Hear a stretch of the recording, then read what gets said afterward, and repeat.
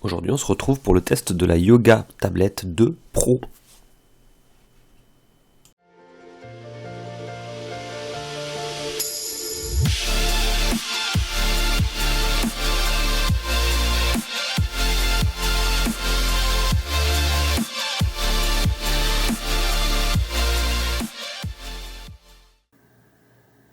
Alors cette tablette Yoga, donc c'est par Lenovo,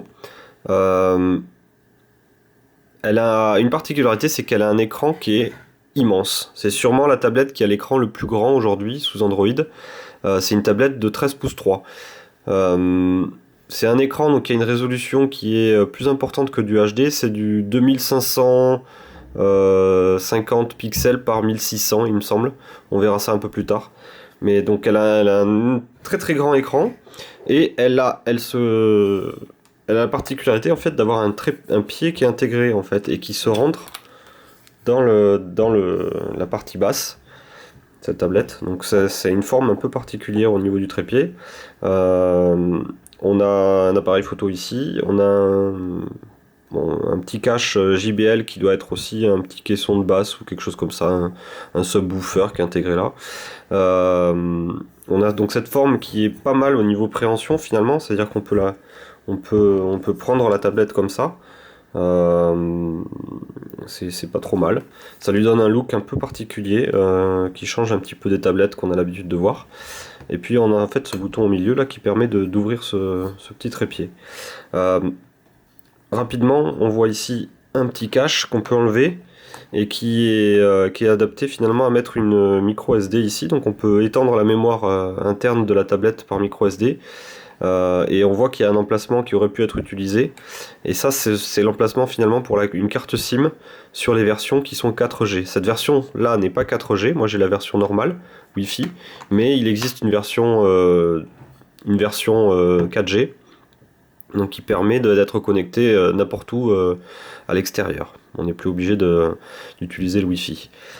Voilà, donc en fait, ce trépied est vachement bien parce que finalement il permet de gérer plusieurs orientations de tablette. On peut la mettre presque à plat, on peut la mettre verticale. Donc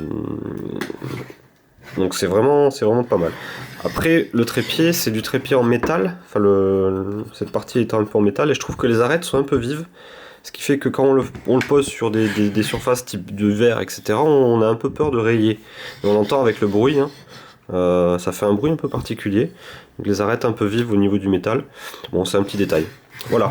Donc en gros, si on finit le tour du propriétaire, bon, elle est tellement grande que j'ai un peu de mal à tout vous montrer. On a le bouton d'allumage et d'extinction qui est ici. On a la prise de recharge qui est ici, on a une prise jack, on a les boutons de volume. Alors si je la déverrouille, hop, on va le voir ça. Donc on a les boutons de volume qui sont ici, sur cette tranche. Ensuite, on n'a rien sur la partie haute, rien du tout. Et sur l'autre côté, on a la particularité de cette tablette, c'est ce petit appendice qui est en fait, alors je sais pas si on va bien le voir sur la vidéo, mais c'est un picoprojecteur. Et le picoprojecteur se lance en appuyant longtemps ici. Hop. Le picoprojecteur est en route. Donc là, on est en train de projeter finalement l'image de la tablette. On peut le projeter, sur n'importe quelle surface, mur, etc. On le voit un petit peu là. Donc je ferai une vidéo ou quelques photos spécifiques à l'utilisation de ce picoprojecteur. On le verra pas bien dans la vidéo ici, donc je préfère réserver une particularité, une partie spéciale du test là-dessus. Et donc on n'a rien d'autre sur cette tranche, si ce n'est peut-être ici un micro. Et puis c'est à peu près tout. Ensuite la tablette donc elle a une partie métallique au niveau de la base. Et puis ça c'est du plastique qui ressemble un petit peu à de l'alu. Mais c'est du plastique. Et puis on voit ici un petit logo qui indique qu'on est sur un processeur Intel.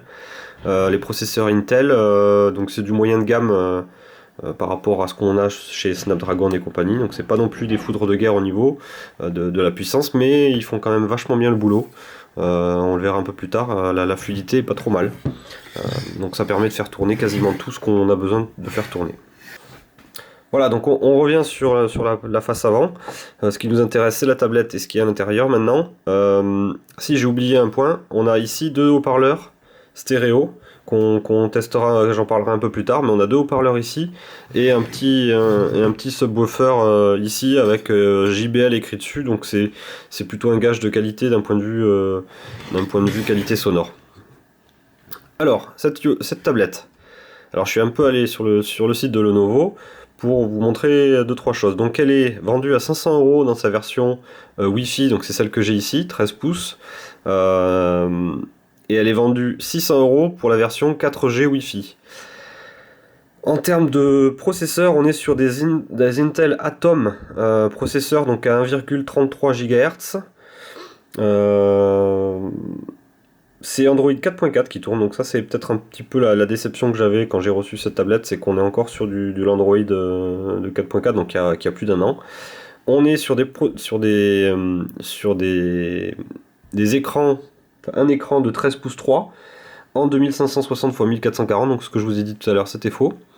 2 Go de RAM, 32 Go de disque dur, on peut l'étendre avec une carte micro SD, on a du Bluetooth, la garantie, une batterie, et on a juste un petit focus ici, haut-parleur stéréo JBL, large membrane en face avant, subwoofer traitement audio, master hi-fi et son Dolby Surround. Bon, ça c'est ce qui est au niveau spec. Alors pour commencer tout d'abord sur l'écran est magnifique. Je pense que c'est le meilleur écran que j'ai jamais vu sur une tablette. En termes de contraste, en termes de couleur, en termes de luminosité aussi, on est sur quelque chose de pas mal. Donc j'apprécie énormément la taille finalement qu'on a ici. Et puis cette résolution qui est vraiment très importante et qui est vraiment magnifique. Donc moi là-dessus, j'ai vraiment rien à dire. Au contraire, je pense que j'ai rarement vu un écran aussi beau, avec des couleurs qui sont pas non plus trop vives et trop écarlate, etc. C'est pas de l'écran OLED, donc on est sur des choses qui sont réalistes. Et je trouve que l'écran est vraiment très très beau. Donc ça c'est un gros atout sur tout ce qui est vidéo et photo. C'est quelque chose qui je trouve vraiment très bien. Ensuite, la qualité sonore. On va tester tout de suite ce que ça raconte. Donc on a du stéréo, donc ça c'est quelque chose de plutôt très bien. Le stéréo apporte finalement pas mal dès qu'on veut regarder des vidéos YouTube, des films, des séries, etc. Ça va pas marcher. Alors je vais vous lancer YouTube pour tout ce qui est son. Donc clairement la qualité sonore est pas mal, mais je m'attendais quand même à mieux d'un point de vue haut-parleur. C'est-à-dire qu'on m'a vendu des haut-parleurs JBL, etc. Bon, c'est un peu survendu, c'est-à-dire qu'on c'est pas mal, mais c'est pas non plus un truc complètement démentiel. Au niveau des basses, j'ai pas forcément remarqué qu'il y avait un système de basse particulièrement développé. C'était pas quelque chose de vraiment exceptionnel.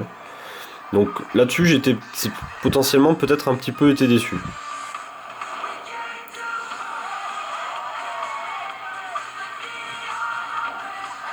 En termes de niveau sonore, par contre, on a un niveau sonore qui est quand même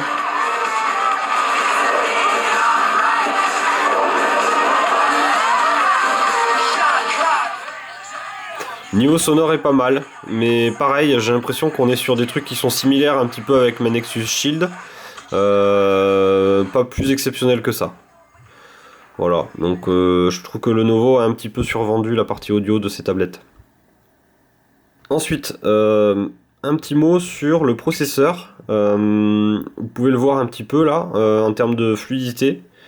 Donc là, je viens de basculer sur le launcher de Google, donc le launcher Google Now, et on voit qu'on a quelques petites saccades.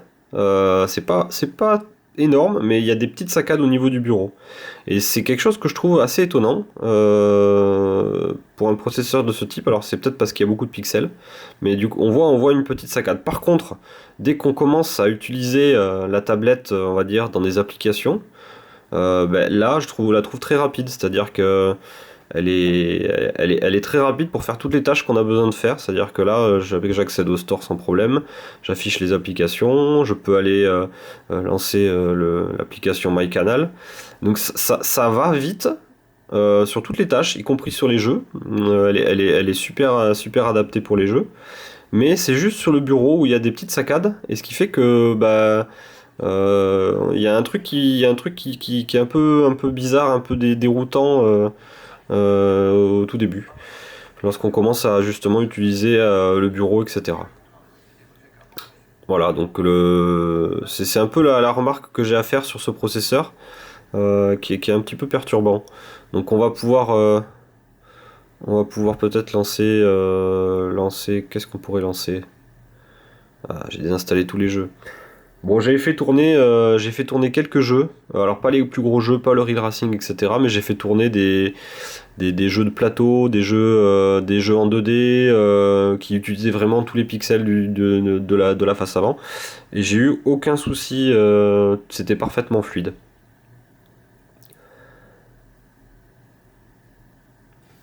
Ensuite, un petit mot sur la surcouche qui est proposée par le Lenovo. Donc on a une surcouche qui est pas si légère que ça finalement.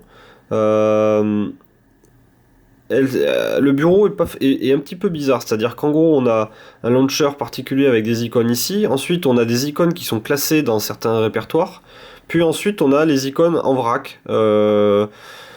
Et c'est un petit peu bizarre cette gestion. À chaque fois qu'on va rajouter une icône, à chaque fois qu'on va rajouter une application, il va nous demander de vouloir la classer dans ces répertoires-là. Bon, je suis moyennement fan finalement de cette interface, même si elle est quand même assez proche d'un bureau, on va dire, standard. Donc moi j'ai vite switché sur le launcher Google Now qui est parfaitement compatible, c'est-à-dire que là on a accès à mon Google Now, on a accès aux applications standards, etc. Ensuite, il y a quelques applications qui sont proposées par Lenovo, qui sont moyennes. C'est-à-dire que moi, j'ai pas trouvé ça si exceptionnel que ça.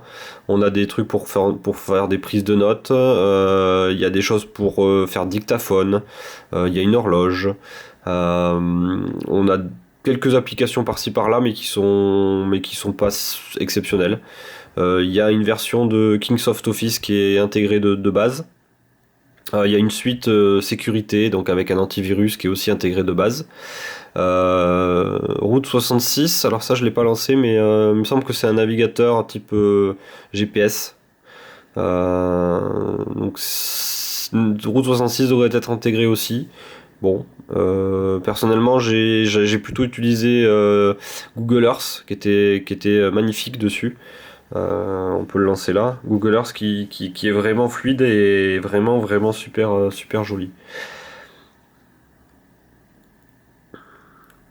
Voilà. Donc là, on vient d'arriver chez moi. On peut zoomer, dézoomer. On peut aller passer en mode 3D. Donc c'est vraiment super beau. Donc là, il y a tout Toulouse qui est modélisé en 3D, y compris les petits arbres. On peut aller se balader un peu partout. On peut même aller trouver mon bureau, qui doit pas être loin de l'aéroport. Euh, Voilà, alors là, il y a des avions. On se rapproche. Voilà. Mon bureau est là.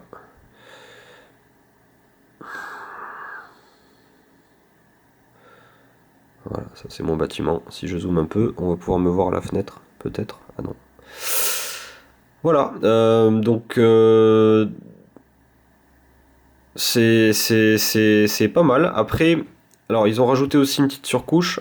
Quand on fait un slide de bas en haut, on a un espèce de menu de configuration qui est pratique. Ça, c'est vraiment le truc que j'aime bien, qui permet de contrôler le vidéoprojecteur, les fonctions audio, le GPS, l'allumer, l'éteindre, la mise en veille. On a la luminosité de l'écran. On peut passer en mode automatique au niveau luminosité, on peut lancer différentes choses, des captures d'écran, etc. Donc ça et on a accès aux paramètres. Donc ça c'est peut-être la fonction de Lenovo qui a été la mieux réussie. Et puis on a toujours accès, on va dire, aux notifications en faisant de haut en bas. Allez, petite surcouche aussi rajoutée par Lenovo, c'est ce bouton-là qui permet de faire du multi-fenêtrage. Donc en fait on choisit différentes applications et puis on les ouvre dans des fenêtres que l'on peut faire déplacer ou que l'on peut fermer. Et ça j'ai trouvé ça aussi pas mal. On peut faire donc de la calculatrice d'un côté et puis aller sur internet de l'autre. On peut aussi passer en plein écran une des applications, repasser en mode fenêtré, se déplacer un petit peu. Alors on peut même redimensionner si on clique sur le bord de certaines fenêtres. Donc ça c'est une petite fonctionnalité qui est sympa parce que justement quand on a un grand écran, on a envie de s'étaler et d'aller faire potentiellement plusieurs trucs en même temps. Le gros hic de cette application, c'est que j'ai pas réussi à retrouver comment on peut rajouter d'autres icônes, c'est-à-dire que là, on est limité finalement à ces icônes-là, la galerie, les emails, le navigateur, les fichiers, la calculatrice, les vidéos. On peut pas rajouter d'autres applications. Moi, j'aurais bien aimé rajouter une autre application, je sais pas moi, Google+, Facebook. Donc là, on est vraiment limité aux applications proposées par Lenovo, ce qui est un petit peu dommage. Alors, cette tablette, on arrive au moment où il faut expliquer un petit peu à quoi elle pourrait servir. Elle est trop grosse pour être trimballée un peu partout, tous les jours, dans les transports en commun, etc. Moi, je l'envisage pas de la déplacer avec moi tous les jours. C'est vraiment une tablette qui va dire on va garder chez soi. C'est la tablette du sédentaire un petit peu, qu'on va garder dans le salon, sur la table de la cuisine, et qui est vraiment un écran d'appoint, je trouve, un écran de télévision d'appoint. Moi, j'ai clairement mis dessus Netflix. Pour pouvoir regarder mes séries lorsqu'on est à table, sans le passer sur la télé, mais directement sur cette tablette. Parce que clairement, avoir un aussi grand écran d'une aussi bonne qualité finalement, c'est vraiment, vraiment vachement intéressant. On peut la garder pas trop loin de soi. On peut aussi se regarder des films ou des séries sans aucun problème et vraiment, vraiment en super qualité. Donc là, c'est en passant par l'application Plex. On peut regarder un peu n'importe quoi. Hop. Donc moi, l'utilisation que je recommanderais aux gens avec ce genre d'appareil, c'est on le garde dans le salon, dans la cuisine. Ça permet de regarder des très belles photos, regarder des vidéos YouTube, regarder des séries, regarder des films. Ça fait vraiment une télévision d'appoint. On peut mettre Canal+ dessus. Donc vraiment, c'est dans le sens à point. Ensuite, on peut très bien aussi faire des mails, rajouter un petit clavier pour travailler, pour faire du Office, pour faire du Word, du Excel, du PowerPoint, parce qu'on aura vraiment un grand écran vraiment adapté à s'étaler et à avoir beaucoup de définition. Donc c'est vraiment ces applications là que je recommande. J'ai essayé de trimballer cette tablette dans le lit, etc. Et c'est vrai qu'elle est un peu encombrante pour aller feuilleter des magazines ou lire des livres. C'est un petit peu gros. Par contre, pour faire tout ce qui est multimédia, c'est-à-dire vidéo et photo, vidéo, photo, là par contre, on est sur quelque chose de très très bon. Et je le recommande vraiment, vraiment là-dessus. Pour terminer la partie pico-projecteur, donc je ferai quelques photos et peut-être une mini vidéo là-dessus. Moi j'ai été déçu par cette fonctionnalité, même si finalement elle est très novatrice. Alors, pourquoi novatrice ? Clairement, aujourd'hui les pico-projecteurs, on en avait vu uniquement dans certains smartphones Samsung. Et puis ça n'avait pas forcément bien marché parce que de toute façon dans un smartphone il faut le tenir à la main, etc. C'est pas très pratique. Donc là c'est novateur d'avoir essayé de proposer quelque chose de nouveau. Ça permet de projeter sur un mur des photos, des vidéos, les photos de vacances. On peut se faire une petite session projection, photos de vacances, vidéos, etc. C'est pas mal. Après, la réalisation de ce pico-projecteur est un peu moins bonne parce que finalement on a très peu de luminosité, donc il faut être dans le noir complet pour pouvoir commencer à voir les détails. La résolution n'est pas aussi une résolution HD, donc on est sur des résolutions assez basses. Donc il ne faut pas attendre finalement d'avoir la même précision qu'on a sur l'écran ici au niveau vidéoprojecteur. Ensuite, il faut que la tablette soit bien perpendiculaire au mur et que l'orientation de la tablette soit bien spécifique. Donc ça c'est aussi d'autres contraintes d'installation de la tablette par rapport à l'écran, enfin la projection et la zone où on veut projeter. Ensuite, la vidéoprojection, enfin le pico-projecteur consomme énormément de batterie. Donc il va falloir que la tablette soit pas loin d'une source électrique parce que sinon la batterie explose en quelques minutes. Et puis le dernier point, c'est qu'aussi la focale du vidéoprojecteur est relativement longue. Ce qui veut dire que finalement il faut beaucoup s'éloigner du mur pour qu'on ait une grande image. Et finalement, donc du coup, pour avoir une grande image, il faut mettre la tablette très très loin, et on a rapidement très peu de luminosité sur cette surface. Donc en fait, il vaut mieux garder une petite image finalement projetée sur le mur pour avoir des détails et avoir de la luminosité. Dès qu'on commence à s'éloigner, à vouloir avoir une image qui fait plus d'un mètre, c'est un peu la catastrophe. Voilà pour la partie pico-projecteur. Je vais terminer par l'autonomie. Alors l'autonomie, j'ai pas pu forcément trop bien la tester parce que j'ai pas eu une utilisation en fait de la tablette intensive. Je l'ai testé par petites touches. En termes d'autonomie, j'ai trouvé que c'était pas forcément ultra terrible. Je la trouve qu'elle se décharge assez vite et elle se recharge plutôt lentement. C'est-à-dire qu'en gros, avec mes chargeurs que j'ai classiques, elle mettait des heures à se charger. Donc il faut vraiment utiliser le chargeur qui est proposé par Lenovo pour avoir une charge relativement rapide. Mais j'ai l'impression qu'avec un écran pareil, avec une qualité de dalle de ce type-là, il ne faudra pas attendre d'avoir 10-12 heures d'autonomie, mais beaucoup moins que ça. Le problème, c'est que je ne peux pas vous donner ces chiffres. Je vous conseillerais plutôt d'aller voir les tests type les numériques pour vraiment avoir l'autonomie de la tablette. Moi j'étais un petit peu déçu sur cette partie-là. Sinon elle est fluide. Elle permet de faire toutes les tâches qu'on attend d'une tablette sous Android aujourd'hui. Elle a vraiment pas de problème là-dessus. Elle a un appareil photo qui est pas terrible, mais de toute façon on ne demande jamais d'avoir une grande qualité aux appareils photo des tablettes. Elle permet d'aller sur internet de façon fluide, elle permet de faire fonctionner Chrome parfaitement, elle permet de regarder ses photos, elle permet de regarder des vidéos, elle permet de faire beaucoup de choses avec un très bon confort qui est cet écran qui est magnifique. Je le répète, l'écran est vraiment très très beau. Donc elle permet de faire beaucoup de choses. Le Pico projecteur, c'est plutôt un gadget, je trouve, mais ça peut faire un petit effet waouh pour faire des démos, etc. Mais je pense qu'au bout d'un moment, les gens l'utiliseront plus. Elle est pas mauvaise au niveau du son, mais elle n'est pas non plus excellente. Donc c'est plutôt pas mal. Elle est vendue 500 €, donc ce qui la classe plutôt dans les moyens de gamme pour ce genre de format de tablette. Donc elle est un peu moins chère que l'iPad, mais elle est beaucoup plus grande aussi. Elle a des petites choses en plus. Donc c'est plutôt une bonne surprise. Moi j'étais plutôt vraiment surpris de la qualité et de la prise en main de cette tablette. Le pied est vraiment une tuerie. Ça permet vraiment de mettre la tablette dans plein de positions possibles.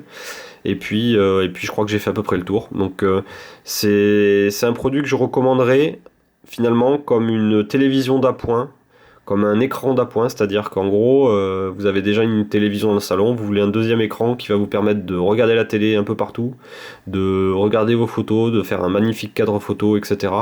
De faire des petites projections avec le Pico projecteur le soir sur votre terrasse. Ça vous permet de faire ce genre de choses, donc c'est pas mal. Et je pense que j'ai à peu près tout dit, donc voilà. Donc j'espère que ce petit test vous aura plu, et puis on va se quitter en allant chercher justement le test sur le site Les Numériques. On va aller le chercher tout de suite. Donc je vais aller faire rechercher. Donc c'est la Yoga tablette 2 Pro. Et voilà, ça se charge plutôt vite. Donc la tablette, elle est en vente aux alentours de 500 €, peut-être un peu moins cher sur Amazon. Et en termes d'autonomie, qu'est-ce que disaient Les Numériques ?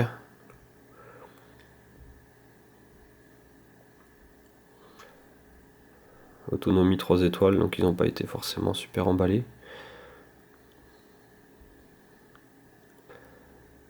Multimédia, photo, autonomie. Donc il y a une batterie de 9600 mAh dans cette tablette, donc ce qui est une grosse batterie. Donc ça veut dire qu'elle va être longue à recharger. Et ils annoncent environ 7h30 de lecture. 6h15 sur Netflix, ce qui est pas mal quand même. Et en projecteur, dès qu'on allume le projecteur, on est à 2h30. 2h30, 3h. Donc on retrouve une autonomie plutôt de 8h à 8h30. Ok. Donc c'est pas trop mal quand même. Franchement 8h ça vous permet de faire plusieurs jours parce que vous n'allez pas l'utiliser non-stop. Donc 8h c'est quand même pas mal. Donc je trouve ça plutôt bien. Je trouve ça plutôt bien comme produit, même si finalement j'ai été un peu déçu par certains petits gadgets type l'audio et le picoprojecteur. Voilà, donc j'espère que ce test vous aura plu. Et puis laissez des commentaires si vous avez des commentaires particuliers. Puis n'hésitez pas à vous abonner à la chaîne. Et puis je vous dis à bientôt. Ciao.